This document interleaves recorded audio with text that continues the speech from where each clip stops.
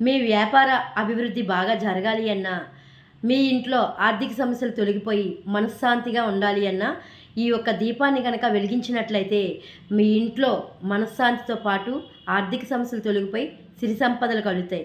అలాగే వ్యాపార అభివృద్ధి చెందాలి అన్నా ఈ దీపాన్ని వ్యాపారం చేసే చోట కూడా వెలిగించినట్లయితే వ్యాపారం చాలా అద్భుతంగా జరుగుతుంది. మరి ఆ దీపం ఏంటంటే జలదీపం.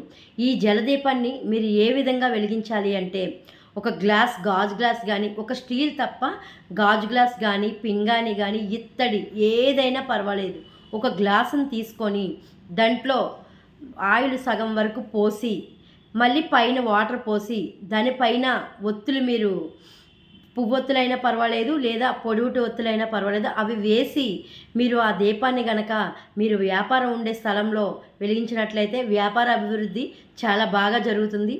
అదే దీపాన్ని గనక ఇంట్లో వెలిగించినట్లయితే మీకు మనశ్శాంతితో పాటు ఆర్థిక సమస్యలు తొలగిపోయి సిరి సంపదలు మీ ఇంట్లో కలుగుతాయి.